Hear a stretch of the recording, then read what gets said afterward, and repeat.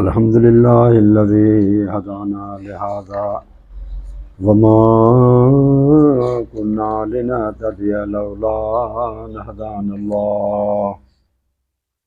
اللهم صل على محمد وعلى آل محمد كما صليت على إبراهيم وعلى آل إبراهيم إنك حميد مجيد. اللهم بارك على محمد وعلى آل محمد كما باركت على إبراهيم وعلى آل إبراهيم إنك حميد مجيد. أعوذ بالله السميع العليم من الشيطان الرجيم من همزه ونفخه ونفثه. واذكروا نعمة الله عليكم إذ كنتم أعداء فألف بين قلوبكم فأصبحتم بنعمته إخوانا وكنتم على شفا حفرة من النار فأنقذكم منها. عزیز دوستو، آج کی یہ ویڈیو جو ہے ہماری حسن الحجاری کے جواب میں ہے، جس نے کچھ عرصہ پہلے ایک ویڈیو جاری کی تھی۔ اس میں اس نے ثابت کرنے کی ایک کوشش کی کہ عائشہ صدیقہ رضی اللہ تعالی عنہ اور بی بی حفصہ یہ ایسی عورتیں تھیں جو عورتیں حضرت یوسف علیہ السلام کو سے محبت کرتی تھیں، ان عورتوں کی طرح تھیں۔ پھر اس نے یہ کہا ہے کہ وہ کافرہ تھی، یہ تشبیہ دیا انہوں نے کافر عورتوں کے ساتھ۔ ایک دوسری یہ ہے کہ ابو بکر رسول اللہ صلی اللہ علیہ وسلم کے زمانے میں کھڑے ہو گئے تھے نماز کے لیے، امامت کے لیے، لیکن اللہ کے رسول صلی اللہ علیہ وسلم نے اشارہ دے کر ان کو امامہ سے ہٹایا۔ تو اس کی کلب میں تقریباً یہ 2 پوائنٹیں ہیں۔ تو آج ہم ان اس کی 2 پوائنٹوں کا جواب دیں گے قرآن و حدیث کی روشنی میں کہ حقیقت کیا ہے۔ دوستو، ایک تو یہ ہے کہ ابو بکر صدیق رضی اللہ تعالیٰ عنہ کے بارے میں عمار بن یاسر فرماتے ہیں کہ میں اس وقت جب میں رسول اللہ صلی اللہ علیہ وسلم کے ساتھ ملاقات ہوئی، اس وقت میں نے دیکھا کہ نبی کریم علیہ السلام کے پاس 5 غلام تھے، 2 خواتین تھیں، یہ صحیح بخاری میں ہی ہے، اور ان میں سے ایک ابو بکر کو دیکھا تھا شروع زمانے میں۔ اس حدیث کا مطلب کیا ہے کہ 5 جو غلام تھے وہ آزاد نہیں تھے، 2 خواتین تھیں، اور آزاد مردوں میں سے ابو بکر اکیلا بندہ ہی تھا جس نے سب سے پہلے اسلام قبول کیا۔ گواہی اور روایت عمار بن یاسر کی ہے، صحیح بخاری کی حدیث ہے۔ پھر وہ کہتے ہیں کہ رسول اللہ صلی اللہ علیہ وسلم بیماری کے عالم میں ہیں، شدت مرض کی وجہ سے آخری ایام ہیں۔ اس میں رسول اللہ صلی اللہ علیہ وسلم نے فرمایا کہ اے لوگو، اور اپنی بیوی عائشہ صدیقہ کو فرمایا کہ مرو ابا بکر فلیصلی بالناس، ابو بکر کو حکم دو کہ وہ لوگوں کو نماز پڑھائے۔ تو اس پر عائشہ صدیقہ نے کہا کہ میرے والد صاحب نماز نہ پڑھائیں، کوئی اور پڑھائے۔ وہ اس لیے کہ وہ دل کے نرم ہیں اور نماز میں رونے والے ہوتے ہیں، زیادہ تر روتے ہیں، تو اور لوگوں کی نماز میں رکھنا پڑنے کا امکان ہے۔ تو اے اللہ کے رسول، کسی اور کو کہہ دیں کہ نماز پڑھائے۔ لیکن 3 مرتبہ انہوں نے کہا، رسول اللہ نے فرمایا نہیں، ابو بکر کو کہو۔ پھر انہوں نے دوبارہ ریپیٹ کیا انہوں نے، رسول اللہ صلی اللہ علیہ وسلم نے پھر کہا ابو بکر کو کہو، پھر اس طرح سے ابو بکر، آخر میں تیسری مرتبہ جب انہوں نے کہا بیویوں نے، بی بی حفصہ اور عائشہ صدیقہ نے، تو ان کے لیے رسول اللہ صلی اللہ علیہ وسلم نے فرمایا ان کنہ صواحب یوسف، تم تو یوسف علیہ السلام کے زمانے میں جو عورتیں تھیں نا ہم نشین، ان عورتوں کی طرح ہو۔ اور وہ اس سے یہ ثابت کرتے ہیں وہ عورتیں کافرہ تھی، مسلم نہیں تھی، مصاحب یوسف، لہذا وہ معاذ اللہ استغفر اللہ عائشہ صدیقہ اور بی بی حفصہ کو گناہ گار ٹھہرا کے گئے۔ رسول اللہ صلی اللہ علیہ وسلم نے پھر وہ کہتے ہیں 18 منٹ اور 8 سیکنڈ پر کہ نبی نے عائشہ صدیقہ کو گالی دی۔ رسول پاک صلی اللہ علیہ وسلم نے حکم دیا ہوتا کہ تم ابو بکر کو بولو نماز پڑھو، اگر واقعا حکم ایسا تھا تو پر کیا وجہ ہے کہ رسول پاک صلی اللہ علیہ وسلم نے عائشہ کو گالی دیا اور کہا کہ تو صاحبہ یوسف ہے؟ اتنا سخت شدید جملے کہ یوسف والی عورتیں جو ہیں نا، وہ جو نبی اللہ یوسف کی دشمن تھیں، اتنے سخت جملے، جو فاجر فاسقہ عورتیں، دنیا طلب عورتیں، سازش کرنے والی عورتیں۔ تو یہ کس لیے بولا؟ اسی لیے بولا ہے کہ رسول پاک صلی اللہ علیہ وسلم نے ابو بکر کو نماز کا نہیں بولا تھا، خود عائشہ نے بولا ہے، عائشہ نے بولا اپنی طرف سے، اور تب ہی رسول پاک صلی اللہ علیہ وسلم نے کہا کہ تو یوسف والی ہے۔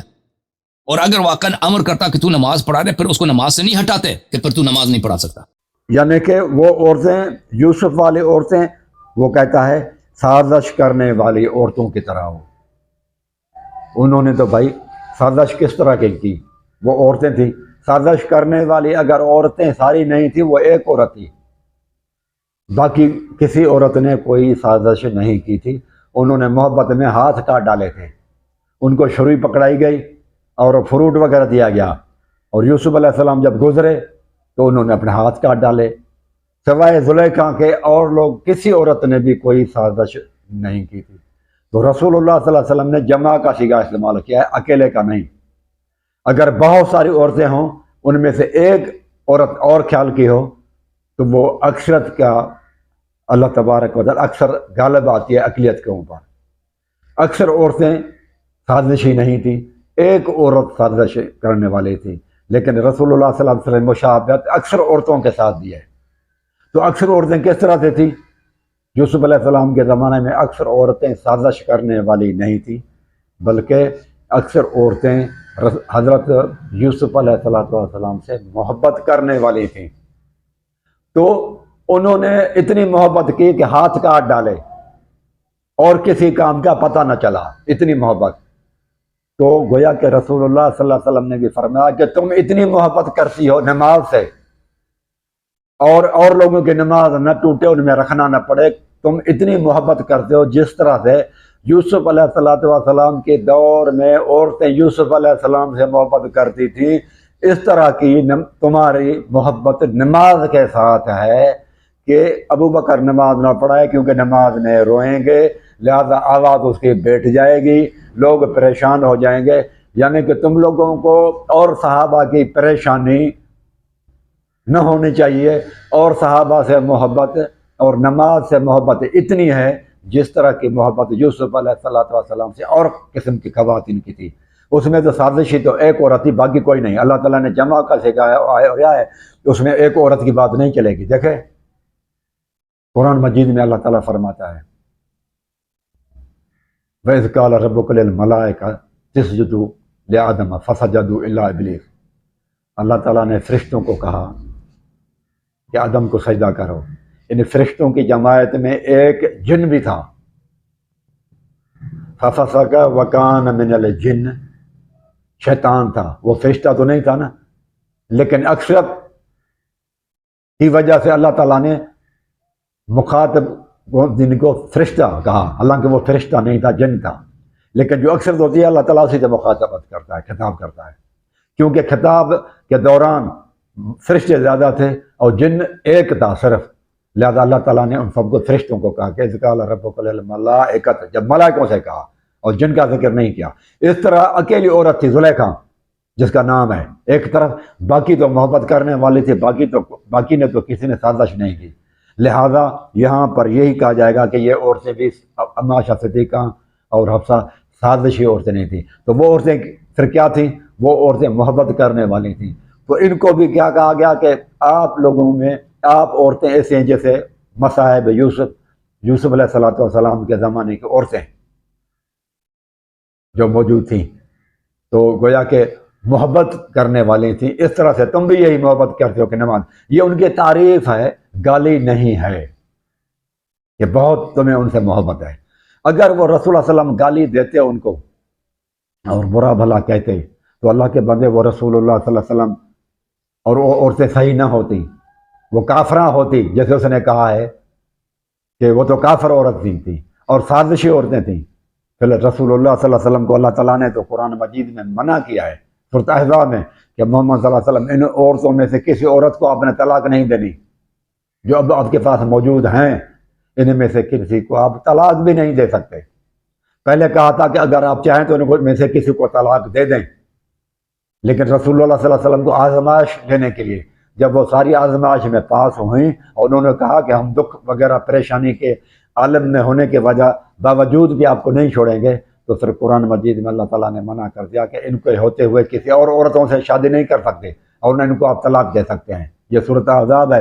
پھر اللہ تبارک تعالیٰ نے وہ اندازہ لگائیں آپ رسول اللہ صلی اللہ علیہ وسلم سے عائشہ صدیقہ کو، وہ کہتا ہے کہ سازشی عورت تھی۔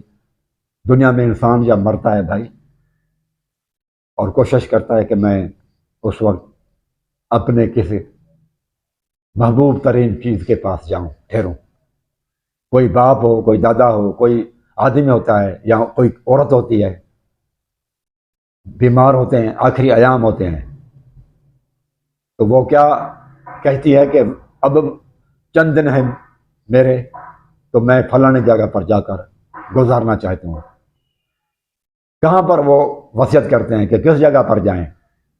ایک عورت کو یا ایک مرد کو، بیٹے بھی ہیں بیٹیاں بھی ہیں، تو کہاں جا کر آخری دن گزارتے ہیں بیماری کے؟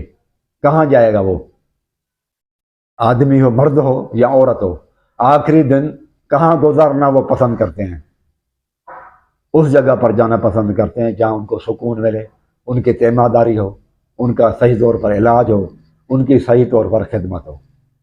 اب رسول اللہ صلی اللہ علیہ وسلم آخری دن آئے، کہاں جا کر ٹھہرتے ہیں؟ ایک طرف بیٹی ہے، ایک طرف بیٹی ہے فاطمہ الزہرا، ایک طرف بھائی ہے، چچا زاد بھائی بھی ہے، پالا بھی ہے اس کو، علی رضی اللہ تعالیٰ عنہ کو رسول اللہ صلی اللہ علیہ وسلم پرورش بھی کی ہے، اور پھر داماد بھی ہیں، پھر بیٹے بھی ہیں حسن حسین، اور ایک طرف بیویاں بھی بہت ساری ہیں، اور ایک طرف عائشہ ہیں۔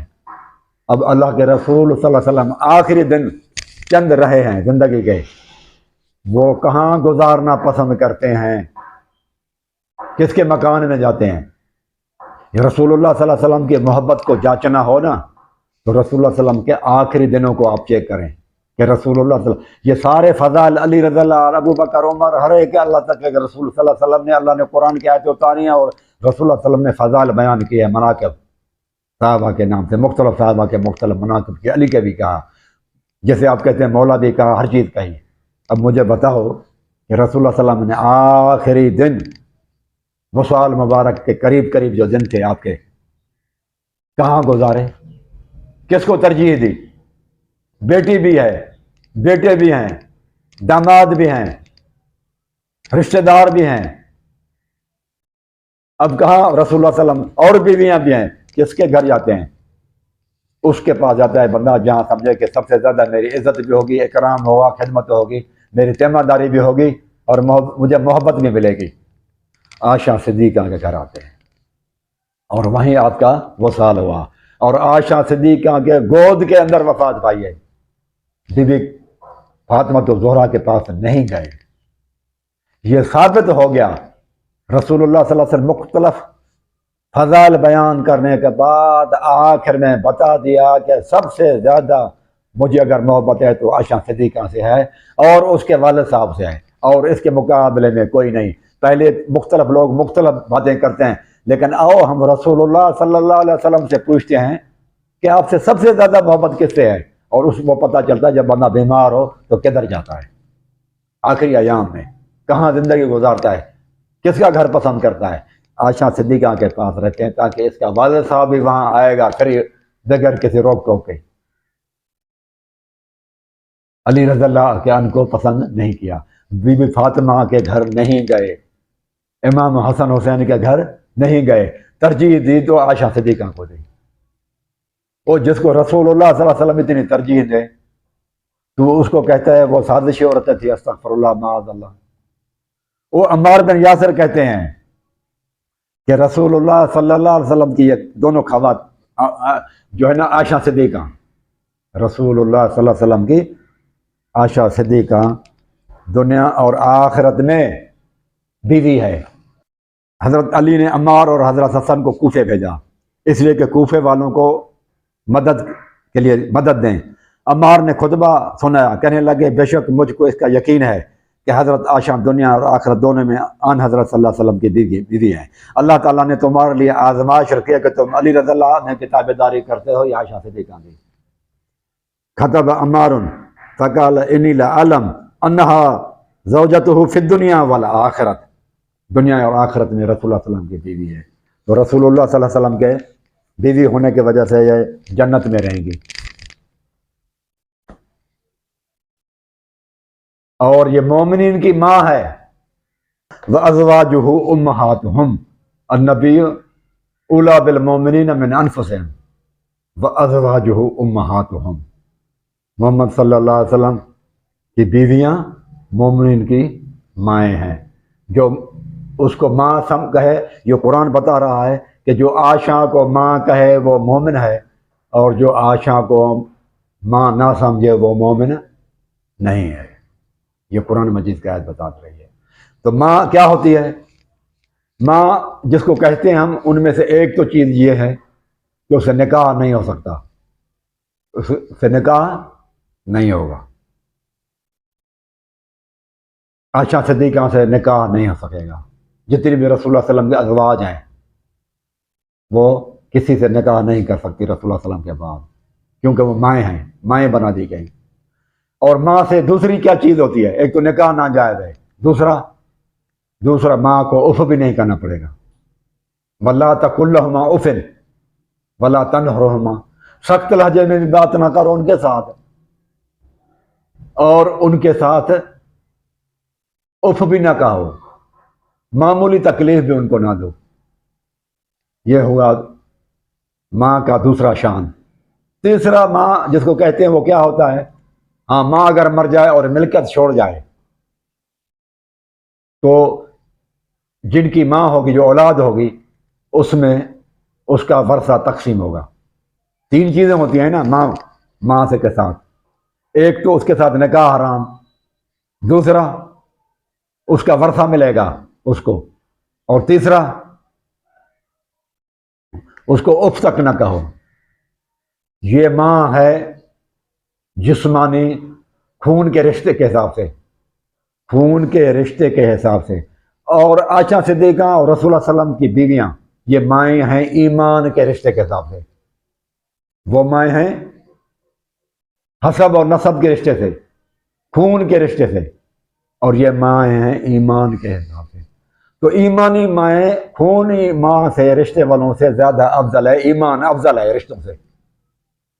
لہذا عائشہ صدیقہ، حفصہ، ام حبیبہ، یہ اور دیگر جتنی بھی بی خدیجۃ الکبریٰ، یہ ساری ہمیں اپنی دنیاوی جو مائیں ہوتی ہیں ان سے افضل ہونی چاہیے۔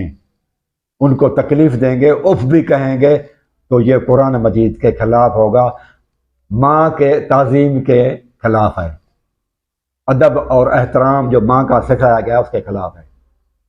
تو عائشہ صدیقہ ایمان کے حساب سے ہے، اس کو اف بھی نہیں کہنا ہے ماں کو، تو اس سے تو اور زیادہ عزت کرنی ہے، اس سے زیادہ اس کو اہمیت دینی ہے ایمانی ماں کو۔ اور تیسری بات کہ دنیاوی ماں کا حسب اور نسب اور خون کے حساب سے جو ماں ہے اس میں وراثت تقسیم ہوتی ہے، جائیدادیں تقسیم ہوتی ہیں۔ تو یہاں جو ماں ہے ایمان کے حساب سے ہے، یہاں کیا ملے گا؟ ان کو ماننے سے ایمان کی وراثت ملے گی، ایمان کا رشتہ قائم ہونے سے ان کے ساتھ ایمان کا ورثہ ملے گا۔ وہاں جائیداد کا ورثہ ہے، یہاں ایمان کا ورثہ ہے۔ لہذا وہ شخص اب مجھے بتاؤ جو کہے دنیاوی حساب سے کسی ماں کو یہ میری ماں نہیں ہے، وہ ورثے سے جائیداد سے محروم ہو جاتا ہے۔ اس طرح سے جو کہے اما عائشہ صدیقہ میری ماں نہیں ہے، تمہاری مائیں ہیں، التشیت کے عالم بہت زیادہ آپ دیکھیں وہ کہتے ہیں تمہاری مائیں، یا ان کو کم و بیش کہتے ہیں۔ وہ دنیا کی ماں کا انکار کرنے والا دنیاوی ورثے سے جائیداد سے محروم ہو جاتا ہے، تو یہ ایمان کی ماں جو ہے اس کا انکار کرنے والے سے ایمان کا ورثہ ختم ہو جاتا ہے، نہیں ملے گا اس کو، ایمان میں سے کوئی ورثہ نہیں ملے گا، جیسے جائیداد نہیں ملے گی ادھر ان کو ورثہ بھی نہیں ملے گا۔ لوگ کہاں جا رہے ہیں بھائی؟ سوچو کہ امہات ہم سے اس کو آپ کھولیں ام کو کہ کئی دلائل آپ کو ملیں گے، اس لیے رسول اللہ صلی اللہ علیہ وسلم نے، پھر آپ سوچیں قیامت کا دن ہوگا، جنت میں رسول اللہ صلی اللہ علیہ وسلم ہوں گے، آپ کی بیوی عائشہ صدیقہ آپ کے ساتھ ہوگی آپ کے بنگلے میں، اور بی بی خاتون جنت بی بی فاطمہ زہرا کس کے ساتھ ہوں گی؟ علی رضی اللہ تعالیٰ عنہ کے ساتھ۔ بی بی فاطمہ زہرا ہوں گی علی رضی اللہ تعالیٰ عنہ کے بنگلے میں، گھر میں، مکان میں، جنت میں جو ہوگا ان کی بیوی ہے، اور محمد رسول اللہ صلی اللہ علیہ وسلم کے بنگلے میں، کوٹھی میں، گھر میں، مکان میں، جنت میں جو ہوگا اس میں عائشہ صدیقہ محمد صلی اللہ علیہ وسلم کے ساتھ ہوں گے۔ اب مجھے بتاؤ کہ محمد صلی اللہ علیہ وسلم کی کوٹھی بنگلہ زیادہ بڑا ہوگا فضیلت میں حضرت علی کا زیادہ ہوگا؟ یقیناً علی رضی اللہ تعالیٰ عنہ کے بنگلے سے، کوٹھی سے بی بی رسول اللہ صلی اللہ علیہ وسلم کا بنگلہ زیادہ بہتر ہوگا اور زیادہ اچھا ہوگا۔ لہذا عائشہ صدیقہ جنت کے اندر بی بی خاتون جنت سے، بی بی فاطمہ زہرا سے زیادہ بہتر حالت میں ہوں گی۔ اس کا مطلب یہ ہوا کہ رسول اللہ صلی اللہ علیہ وسلم کی فضیلت علی سے زیادہ ہے، تو معلوم ہوا کہ عائشہ صدیقہ رسول کے ساتھ رہنے کی وجہ سے اس کی فضیلت فاطمہ زہرا سے زیادہ ہو گئی۔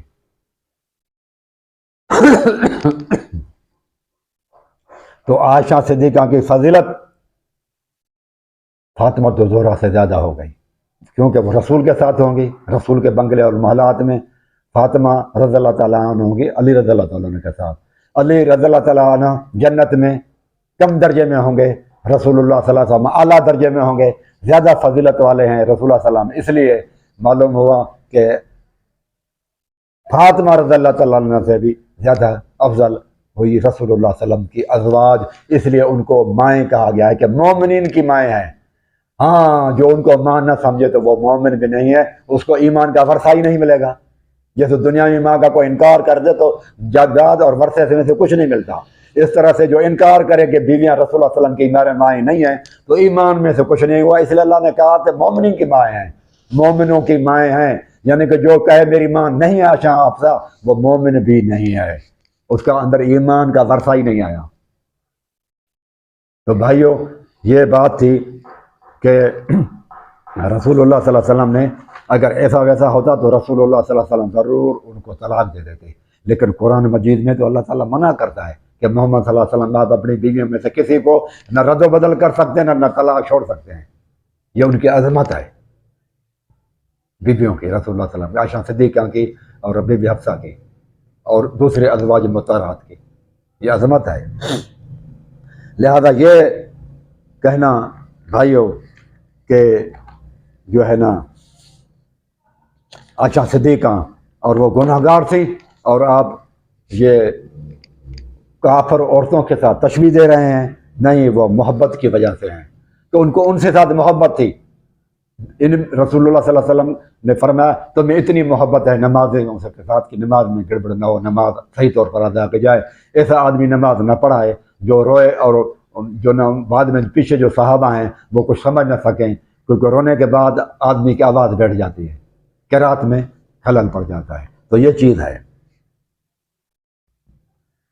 تو پھر وہ کہتے ہیں کہ ابو بکر کو رسول اللہ صلی اللہ علیہ وسلم نے ہٹایا۔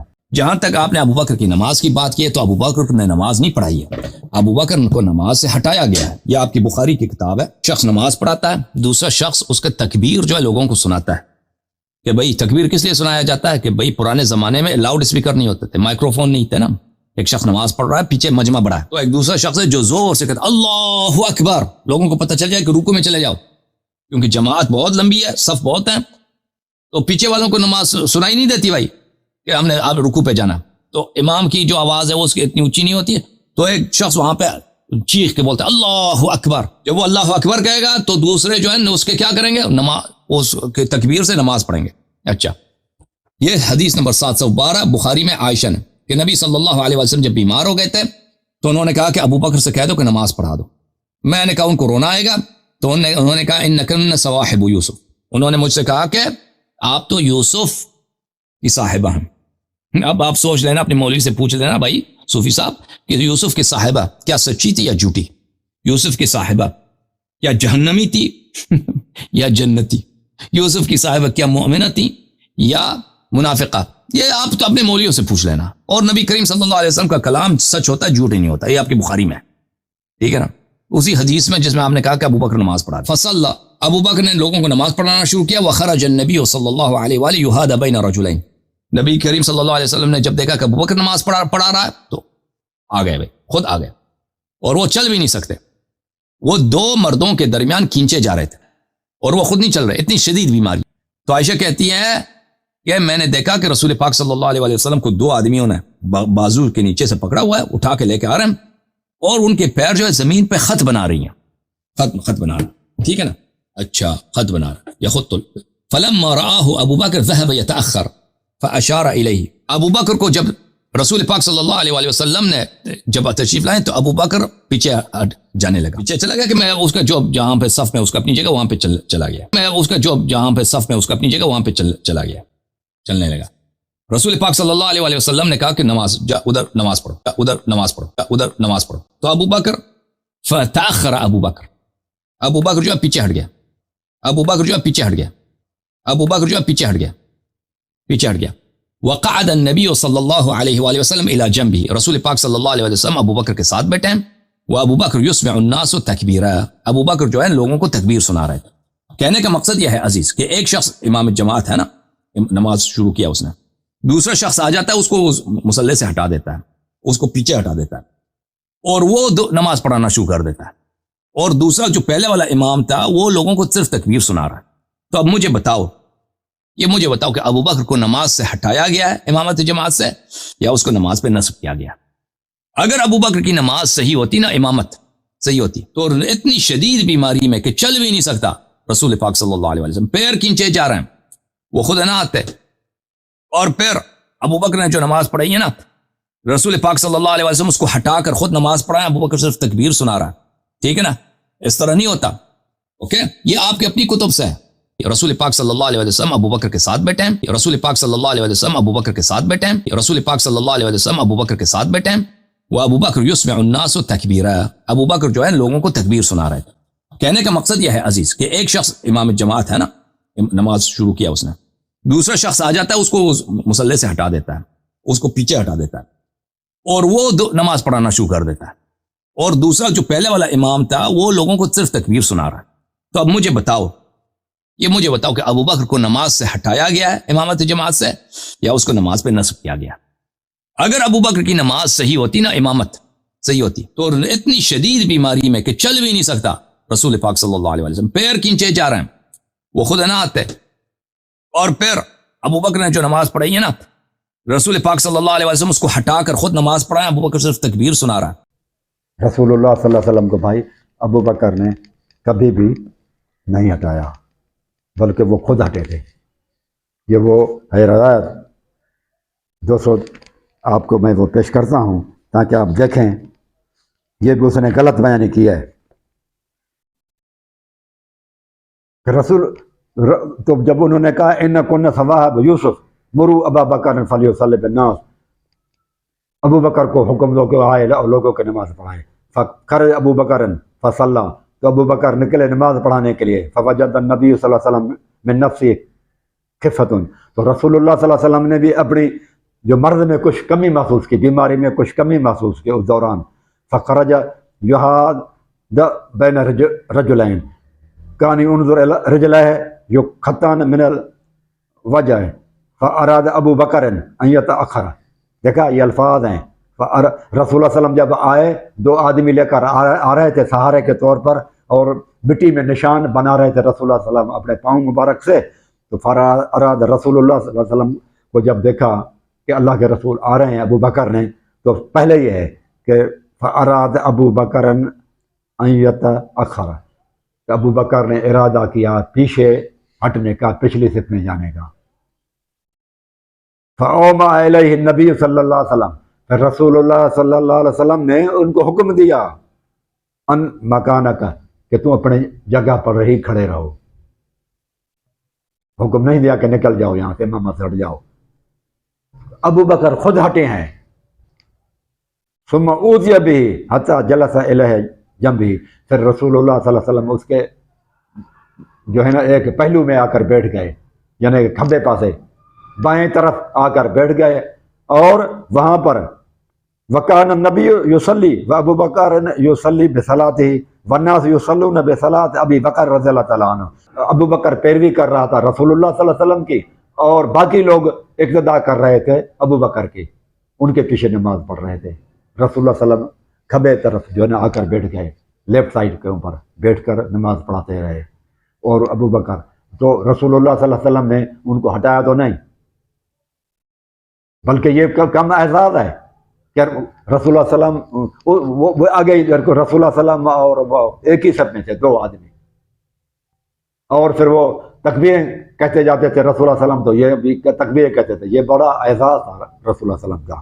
تو یہ کہنا کہ ان کو ہٹا دیا، وہ تو خود پہلے ہی خود پہلے ہٹے، بلکہ رسول اللہ صلی اللہ علیہ وسلم روکا کہ نہ جاؤ. یہ ادب تھا. اور یہ حدیث ہے، یہ حدیث نمبر ہے 407 پہ ہے، صحیح بخاری میں ہے. اس میں بھی یہی ہے کہ پیر کا دن تھا، جب لوگ نماز کے لیے سب سے دستہ تھے، تو رسول اللہ نے حجرے کا پردہ اٹھایا اور کھڑے ہو کر ہم لوگوں کی طرف دیکھنے لگے. اس وقت آپ کا چہرہ حسن و جمال اور صفائی میں گویا مصحف کا ورق تھا، قرآن کا ورق تھا. پھر اب بشاشت کے ساتھ مسکرائے، دیکھا کہ ابو بکر کی امامت میں لوگ نماز پڑھ رہے ہیں، تو رسول اللہ صلی اللہ علیہ وسلم مسکرائے ہیں، ناراض نہیں ہوئے. مسکرائے تو ہم لوگوں کو ایسی خوشی ہوئی کہ خطرہ ہو گیا کہ مبادا ہم آپ کو دیکھنے میں مشغول ہو جائیں اور نماز سے توجہ ہی ہٹ جائے. اس کے بعد حضرت ابو بکر اپنے الٹے پاؤں پیچھے لوٹنے لگے کہ اللہ کے رسول آ رہے ہیں نماز پڑھائیں گے، تو ابو بکر پیچھے ہٹنے لگے. اس حدیث میں بھی یہی ہے، تاکہ صف میں شامل ہو جائیں. وہ سمجھے کہ رسول اللہ صلی اللہ علیہ وسلم نماز کے لیے تشریف لا رہے ہیں، لیکن آپ نے ہماری طرف اشارہ فرمایا کہ اپنی نماز پوری کر لو. یہ فرما کر آپ نے پردہ ڈال دیا، اور اس دن آپ نے وفات پائی.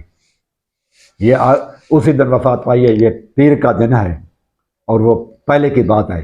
یہ آخری نماز ابو بکر نے پڑھائی. رسول اللہ صلی اللہ علیہ وسلم دیکھا اور خوشی کا اظہار کیا. الفاظ کیا ہیں؟ ثم تبسم یضحک. رسول اللہ صلی اللہ علیہ وسلم نے تبسم فرمایا اور خوشی محسوس کی. لہذا کہ رسول اللہ صلی اللہ علیہ وسلم نے امامت سے معزول کر دیا. یہ تو آخری نماز ہے پیر کے دن کی، اور آپ کا انتقال ہوا. رسول اللہ صلی اللہ علیہ وسلم کی مرض وفات میں لوگوں کو نماز پڑھ پیر کے دن، جب لوگ نماز سے پیر کا دن ہے، یوم الاثنین پیر کا دن تھا، اور اسی دن آپ وفات پا چکے. اور یہ ابو بکر نماز پڑھاتے رہے، آپ نے دیکھا اور مسکرا دیا ہے. آپ مسکرا رہے تھے، کیا شاہ کام ہو رہا ہے. تو یہی وجہ ہے کہ صحابہ نے ابو بکر کو چنا. ورنہ ابو بکر کا قبیلہ تو تیم قبیلہ جو تھا ابو بکر کا تیم، وہ تو بہت کمزور قبیلہ تھا، اسٹرانگ نہیں تھا. بنو ہاشم، بنو امیہ اور بنی عدی کے مقابلے میں تمام لوگ کٹھے کیسے ہو گئے؟ کوئی ڈر گئے تھے؟ کوئی پیسہ دیا تھا ان کو انہوں نے کہ سارے لوگ جتنے بھی انصار تھے اس وقت سب متفق ہو گئے اس کا. تو یہ ابو بکر صدیق کی رسول اللہ صلی اللہ علیہ وسلم نے جو شان بیان کی تھی، اس کی وجہ سے کہ رسول اللہ صلی اللہ علیہ وسلم سب سے آگے. یہ حضرت عبداللہ بن عمر سے حدیث روایت ہے نا کہ رسول اللہ صلی اللہ علیہ وسلم کے زمانے میں سب سے ہم زیادہ افضل ابو بکر کو سمجھتے تھے، یعنی صحابہ کا اجماع تھا. یہ قرآن مجید کی آیت ہے نا صحابہ کی عظمت کے اوپر ہے. والسابقون الاولون من المہاجرین والانصار والذین اتبعوہم بإحسان رضی اللہ عنہم ورضوا عنہ. وہ جو انصار اور مہاجر صحابہ کی پیروی کرتے ہیں، والذین اتبعوہم بإحسان، احسان کے ساتھ پیروی کرتے ہیں، ایمان کے ساتھ پیروی کرتے ہیں. انصار اور مہاجرین صحابہ کی پیروی کرنی ہے، ان کے اجماع کی، اجماع صحابہ حجت ہے، یہ قرآن مجید کی آیت ہے، یہ سورۃ توبہ ہے غالباً، والسابقون الاولون من المہاجرین والانصار والذین اتبعوہم بإحسان۔ تو اللہ تعالیٰ کیا فرماتا ہے؟ رضی اللہ عنہم ورضوا عنہ، اللہ ان سے راضی ہے اور وہ اللہ سے راضی ہے، یعنی کہ صحابہ انصار اور مہاجر سے تو راضی ہے، لیکن جو پیروی کرنے والے ہیں اللہ ان سے راضی ہے، ان کو بھی خوشخبری ہے رب کی رضا کی، کہ ان کی پیروی کرنے والے وہ تو معصوم نہیں تھے، تو پھر اللہ تعالیٰ کیسے فرما رہا ہے؟ شیعہ بھائی کہتے ہیں معصوموں کی پیروی کرنی ہوگی، جو معصوم ہیں، یہاں تو وہ انصار اور مہاجرین وہ تو معصوم نہیں تھے انصار، تو اللہ تعالیٰ فرماتا ان کی پیروی کرنے والوں سے رب راضی ہے، یعنی کہ اجماع آ جائے، سارے اکٹھے ہو جائیں، تو اجماع تھا۔ اور یہ نہیں ہے کہ اجماع میں جو شیعہ لوگ کہتے ہیں کہ 100% اجماع ہو، 100% اجماع ہو ہی نہیں سکتا، 100% لوگ کسی بات پر متفق ہو جائیں، یعنی کہ اکثریت کا فیصلہ ہو جائے، اکثریت انصار اور مہاجرین کی آ جائے، وہ اجماع کا فیصلہ ہو جاتا ہے۔ اکثریت 100% تو ناممکن ہے کہ کسی چیز کے اوپر 100% لوگ متفق ہو جائیں، وہ تو علی رضی اللہ تعالیٰ عنہ خود نہج البلاغہ میں ہی فرماتے ہیں کہ 100% لوگوں کا اجماع نہیں ہو سکتا، اکثریت کا ہو جائے تو ٹھیک ہے، تو یہ سارے لوگ اکثریت کا فیصلہ ہے، یہ قرآن مجید کہتا ہے، اور وہ تو انہوں نے کہا صحابہ غدار نکلے، یہ جو کہتا ہے اللہ یاری، وہ تو کہتا ہے نعوذ باللہ منا صحابہ غدار نکلے۔ امیر المؤمنین علیہ الصلوۃ والسلام رسول پاک صلی اللہ علیہ وسلم کے وفات کے بعد بالکل اکیلے تھے، ان کا ساتھی کوئی نہیں تھا، صحابہ نے ساتھ چھوڑ دیا تھا، صحابہ نے ان کے ساتھ بے وفائی اور غداری کیا، صحابہ نے ان کے ساتھ بے وفائی اور غداری کیا، صحابہ نے ان کے ساتھ بے وفائی اور غداری کیا۔ اور وہ صورت قرآن مجید کی آیت ہے، صورت فتح کی، لقد رضی اللہ عن المؤمنین اذ یبایعونک تحت الشجرۃ، وہ جو درخت کے نیچے جنہوں نے بیعت کی تھی، لقد رضی اللہ عن المؤمنین اذ یبایعونک تحت الشجرۃ فعلم ما فی قلوبہم فانزل السکینۃ علیہم، اللہ تعالیٰ ان سے راضی ہو چکا جنہیں درخت کے نیچے جا کر بیعت کی تھی، یہ سارے 1800 صحابہ تھے، اللہ تعالیٰ راضی ہے، اس کا مطلب وہ علی کے غدار نہیں تھے، علی کے دشمن بھی نہیں بنے، اللہ تعالیٰ فرماتا ہے یہ تو میں ان سے راضی ہوں، میں ان سے راضی ہوں، اس کا مطلب کہ علی سے وہ ناراض نہیں تھے، غدار نہیں بنے علی کے، اور وہ حق پر تھے، اس لیے تو رب راضی ہوا۔ اگر آپ کوئی کہتا ہے کہ وہ پہلے ٹھیک تھے بعد میں غدار ہو گئے تو بھی غلط ہے۔ اللہ تعالیٰ جب کسی سے راضی ہوتا ہے نا، وہ نجوموں کی طرح اور کاہنوں کی طرح پیشن گوئی اللہ کی نہیں ہوتی کہ اللہ تعالیٰ ایک بات کہے، وعدہ کرے اور بعد میں اس وعدے سے اللہ تبارک تعالیٰ ہٹ جائے، یا اللہ تعالیٰ ایک پیشن گوئی کرے اور وہ پوری نہ ہو، تو یہ بات اللہ تعالیٰ کے لیے نہیں ہے۔ اللہ تعالیٰ کو شیعہ بھائیوں نے اسے سمجھایا ہوا ہے نعوذ باللہ منہا کہ اللہ تبارک تعالیٰ کی باتیں غلط ہو سکتے ہیں، جیسے نجومی اور کاہن پیش گوئی کرتے ہیں اور ان کی باتیں غلط نکلتی ہیں، اس طرح سے اللہ تعالیٰ ان سے پہلے راضی تھا، بعد میں وہ اللہ تعالیٰ ان سے ناراض ہو گیا کیونکہ وہ علی کے دشمن تھے اور علی کے باغی تھے۔ کتنی غلط بات ہے، بیہودہ بات ہے، یہ قرآن کے خلاف ہے۔ اللہ تعالیٰ تو فرماتا ہے اسی سورۃ فتح کے آخر میں کہ رسول اللہ صلی اللہ علیہ وسلم نے یہ جو زراعت کی، یہ تو کفار کو اچھی نہیں لگتی۔ اللہ تعالیٰ فرماتا ہے محمد صلی اللہ علیہ وسلم نے جو کھیت بوئی ہے یہ اتنی اچھی ہے، قرآن کہتا ہے یعجب ذرا، کاشتکار کو تو بہت ہی عجب میں ڈالتی ہے، بہت خوشی دیتی ہے، لیغیظ بہم الکفار، لیکن کافر غصے میں آ جاتے ہیں، نفرت میں آ جاتے ہیں۔ اللہ تعالیٰ فرماتا ہے وہ کافر ہیں جو رسول اللہ صلی اللہ علیہ وسلم کی کھیت کو اچھا نہیں سمجھتے، نفرت کرتے ہیں، برا سمجھتے ہیں، اور اللہ تعالیٰ فرماتا ہے وہ ذرا جو کاشتکار ہے نا، وہ ان کو تو بہت اچھی لگتی ہے، وہ محمد صلی اللہ علیہ وسلم نے جو کھیت بوئی، یعنی کہ اگر آپ کہیں کہ رسول اللہ صلی اللہ علیہ وسلم کے بعد رسول اللہ صلی اللہ علیہ وسلم کی کھیت تو ساری کی ساری گمراہ ہو گئی، 4-5 تیلے بس وہ رہ گئے، 4-5 درخت تھے، باقی سارے کے سارے اجڑ گئے، تو پھر یہ یعجب ذرا، یہ کاشتکار کو تو خوشی نہیں دے گی نا، سارے اس کے درخت وغیرہ اور وہ جو ہے زراعت تباہ ہو جائے، 5-4 جو ہے نا وہ سنگ باغے رہ جائیں، تو کس کسان کو وہ اچھی لگے گی کھیت؟ یعنی کہ رسول اللہ صلی اللہ علیہ وسلم کی ساری کھیت تباہ برباد ہو گئی، محنت ساری ختم ہو گئی، استغفر اللہ، اس طرح سے آپ کہیں گے؟ نہیں بھائی، اللہ تعالیٰ فرماتا ہے محمد صلی اللہ علیہ وسلم کی کھیت کو دیکھ کر جو نظاری ہے، جو کسان ہے، وہ تو بہت خوش ہوتا ہے، یعنی رسول اللہ صلی اللہ علیہ وسلم دیکھ کر بہت خوش ہوتے تھے۔ لیکن لیغیظ بہم الکفار، کافر کو اچھا نہیں لگتی ہے محمد صلی اللہ علیہ وسلم کی کھیت۔ تو اللہ تعالیٰ نے گویا کہ جو کہتے ہیں نا صحابہ پھر گئے اور دشمن بن گئے ایک دوسرے کے، یہ اللہ تعالیٰ گویا کہتا ہے یہ قرآن مجید کی آیت بدل لیغیظ بہم الکفار، وہ کفر کے مرتکب ہو رہے ہیں، وہ کفر کے مرتکب ہو رہے ہیں۔ اسی طرح سے اور بھی قرآن مجید کی آیتیں ہیں جو اللہ تعالیٰ قرآن مجید میں فرماتا ہے کہ وَاذْكُرُوا نِعْمَتَ اللَّهِ عَلَيْكُمْ، اے لوگو اس اللہ تعالیٰ کی نعمت کو یاد کرو، اذ کنتم اعداء، جب تم آپس میں دشمن تھے، تیم، ادی اور یہ امیہ، بنو امیہ اور بنو ہاشم آپس میں ایک جب دوسرے کے دشمن تھے، فَأَلَّفَ بَيْنَ قُلُوبِكُمْ، پھر تمہارے دلوں کے اندر اللہ تعالیٰ نے محبت ڈال دی، فَأَصْبَحْتُمْ بِنِعْمَتِهِ إِخْوَانًا، پھر اللہ تعالیٰ نے تمہیں بھائی بھائی بنا دیا۔ اللہ تعالیٰ فرماتا ہے وَاذْكُرُوا، اس میری نعمت کو یاد کرو، اور یہ میری نعمت ہے، سورۃ آل عمران آیت نمبر 103 ہے۔ اللہ کے بندے، اللہ تعالیٰ تو فرماتا ہے اس میری نعمت کو یاد کرو کہ میں نے تمہیں بھائی بھائی بنا دیا، تمہارے دلوں میں محبت ڈال دی، اور تم کہہ رہے ہو کہ وہ تو جانی دشمن تھے۔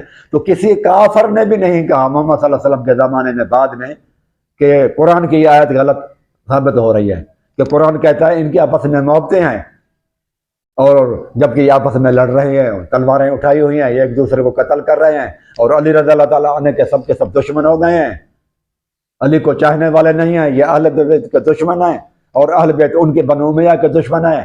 یہ قرآن مجید کی آیت تو بھائی غلط ہو گئی، کسی کافر نے نہیں کہا جو آج ہمارے شیعہ علماء باتیں کرتے ہیں کہ علی کے دشمن ہو گئے، یعنی کہ یہ آیت گئی، یہ آیت قرآن مجید کی صحیح نہیں نکلی۔ اور اللہ تعالیٰ صرف فرماتا ہے اس کا ذکر بھی کیا کرو، یاد کیا کرو میری اس نعمت کا۔ یار نعمت ملے وقتی طور پر اور پھر چھین لی جائے تو وہ نعمت نہیں رہتی۔ نعمت تب ہوتی ہے جب دائمی طور پر ملے، مرتے دم تک ہو، تو پھر وہ نعمت ہے نا۔ تو اللہ تعالیٰ فرماتا ہے وَاذْكُرُوا نعمت اللہ، میری اس نعمت کو یاد کرو جو محبت ڈال دی۔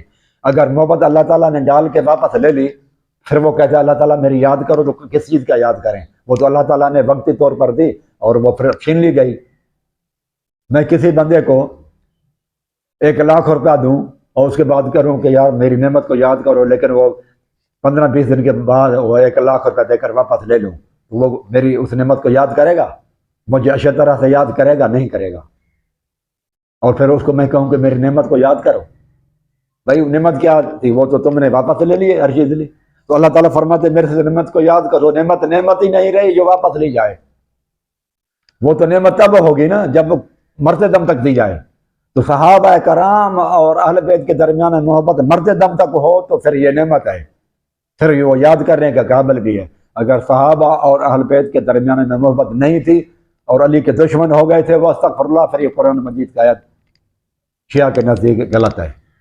اس لیے تو میں کہتا ہوں شیعہ قرآن مجید کو نہیں مانتے۔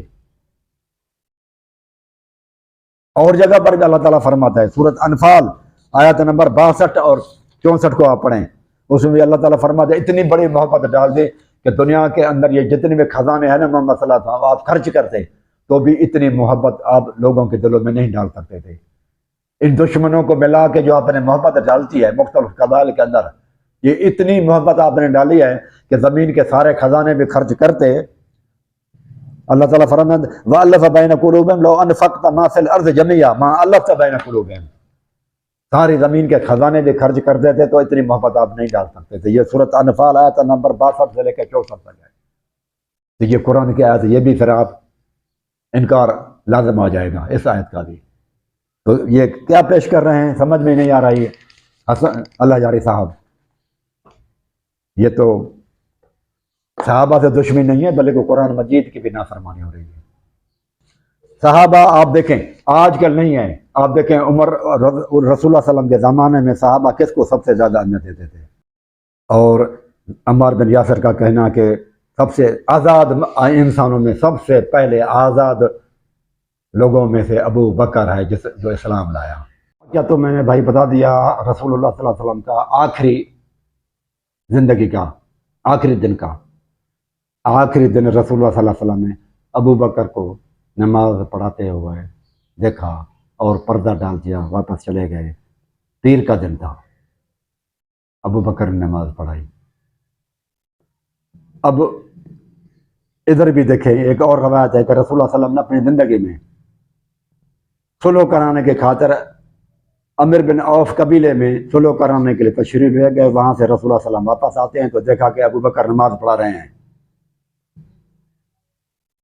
رسول اللہ صلی اللہ علیہ وسلم جو ہی پہنچے تو ابو بکر پیچھے ہٹے. وکان ابو بکر لا یلتفت فی صلاتی فلما اکثر الناس التصفیف. تو رسول اللہ صلی اللہ علیہ وسلم لوگ پہنچے جب تو صحابہ نے تالیاں بجائیں کہ ابو بکر کو ہوشیاری دلوائیں کہ رسول اللہ صلی اللہ علیہ وسلم پہنچ گئے ہیں. ابو بکر متوجہ ہے, رسول اللہ کو دیکھا تو آپ نے انہیں اشارہ کیا کہ تم اپنی جگہ پر ٹھہرے رہو. فاشار الیہ, تو رسول اللہ صلی اللہ علیہ وسلم کی طرف رسول اللہ صلی اللہ علیہ وسلم نے ابو بکر کی طرف اشارہ کیا.